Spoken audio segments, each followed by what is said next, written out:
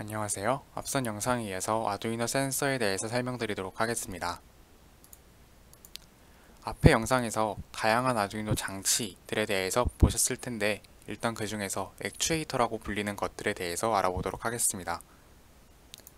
액추에이터의 대표적인 기기 중 하나로 LED, LCD, RGB LED와 같이 어떠한 색과 같은 시각적인 요소를 이용해서 저희에게 정보를 전달해주는 기기들이 있고, 버저와 같이 소리, 즉 청각적인 요소를 이용해서 저희에게 정보를 전달해주는 장치, 그리고 앞에 시각적인 요소와 비슷하지만 서버모터, 스텝모터와 같이 어떤 직접적인 움직임을 통해서 저희에게 정보를 전달해주는 장치, 이런 것들을 저희는 액추에이터라고 부르고, 이를 간단히 이해하고자 하면 그냥 간단하게 아웃풋, 출력값을 주는 장치를 저희는 액추에이터라고 한다라고 알아두시면 되겠습니다.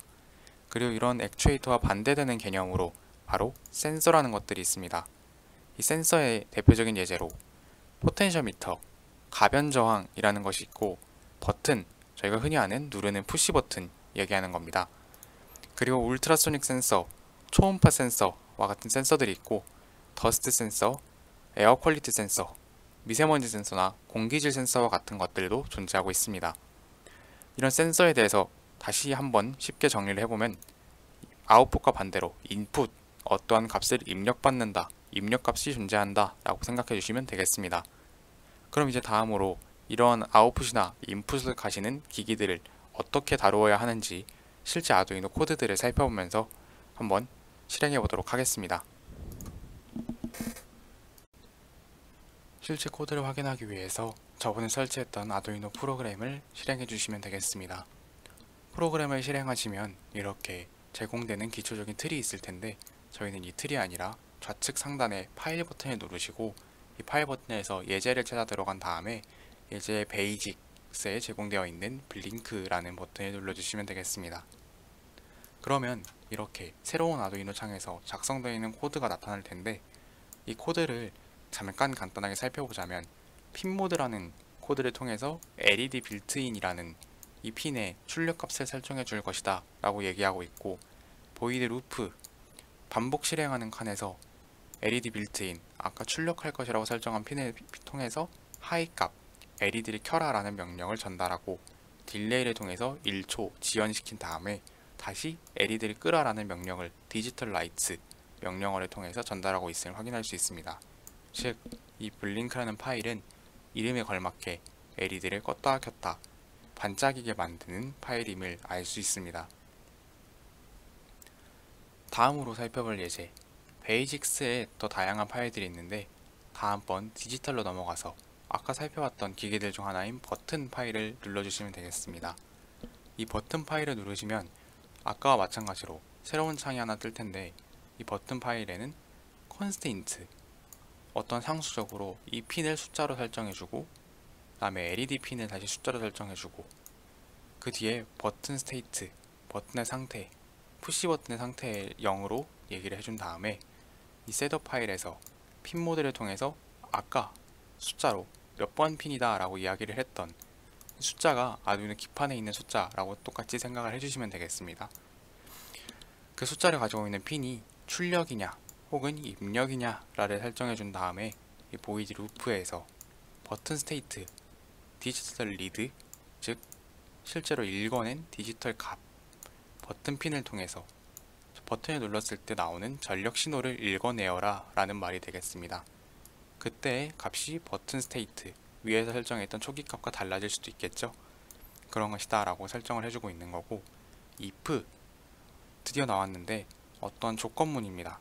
만약에 버튼 스테이트가 하이 상태라면, 즉 버튼이 눌려서 전력이 들어온 상태라면 LED를 켜라, 디지털 라이트, LED 핀 하이 라고 얘기를 해주고 있고, 그렇지 않다면, 즉 버튼 스테이트가 로우 상태, 꺼져 있는 상태라면 LED를 꺼라, 디지털 라이트, LED 핀 로우, 이렇게 설명을 해주고 있는 걸 봐서 이번에는 버튼을 통해서 LED를 켜고 끄는 코드이구나 라는 것을 알 수 있습니다. 참고로 위에 있는 이 회색 설명 각줄 안에서 저희가 이 코드가 대체 무엇을 하고 있느냐, 그리고 기본적으로 어떻게 설정하고 있느냐, 주의사항 혹은 설명서를 보고 싶으면 어떻게 하면 되느냐를 다 알려주고 있기 때문에 추가로 참고하시면 되겠습니다.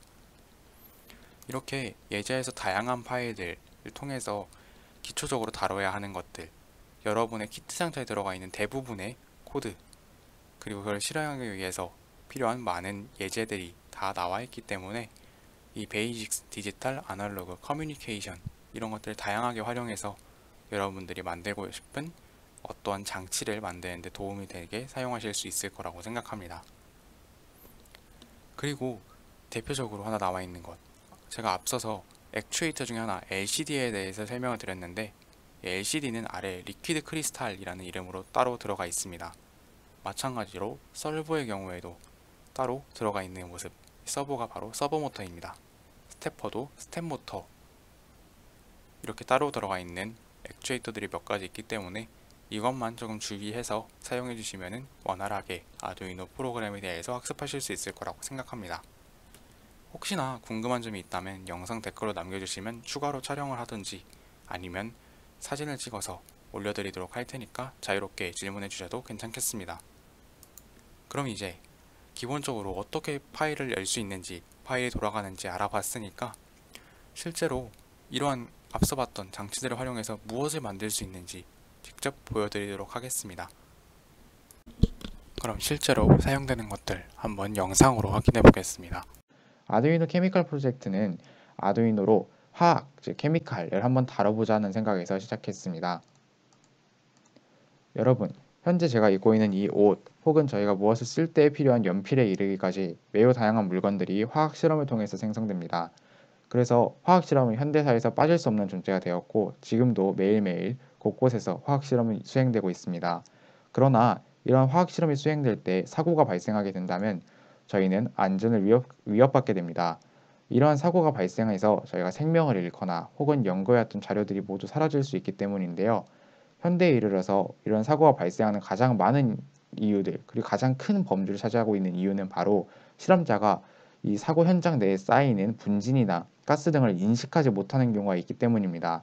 그래서 저는 이러한 사람이 인식하기 힘든 가스나 먼지 따위를 아두이노라는 정밀한 기기를 통해서 인식하여 알려주게 된다면 안전을 더 크게 강화시킬 수 있을 것이라고 생각했습니다. 그래서 이 MQ135라는 가스 감지 센서를 통해서 실험자가 보지 못하는 무색무취의 가스들을 감지하여 알려주고, 이 GP2Y1014A60F라는 먼지 센서를 이용해서 실험장 내에 분진이 쌓였을 경우, 그래서 폭발의 위험 등이 있을 경우 미리 알려주어 실험자가 안전에 대비할 수 있도록 하기 위해 이러한 장치를 제작해 보았습니다. 또한 이 장치를 통해서 얻은 데이터를 파이참이라는 프로그램을 통해 파이썬으로 데이터를 시각화, 즉 그래프를 그리고 그 경향성을 분석하여 어떤 실험을 진행할 때 어느 주기마다 환기를 시행하면 가장 좋은 효율이 나타나는지에 대해서 분석할 수 있도록 한번 프로그램을 짜 보았습니다. 네, 지금부터는 실제 코드를 한번 살펴보도록 하겠습니다. 네, 그럼 지금부터 코드에 대해서 설명드리도록 하겠습니다. 지금 보고 계신 코드는 아까 말씀드렸던 MQ135라는 가스 감지 센서를 피해조 구조와 접목해서 특정한 값 이상의 가스가 발생했을 때에 대해서 피해조 구조가 울려서 실험자에게 안전에 위협이 생겼음을 알려주고 그 값을 계속해서 시리얼 모니터를 통해서 표현해주는 코드입니다.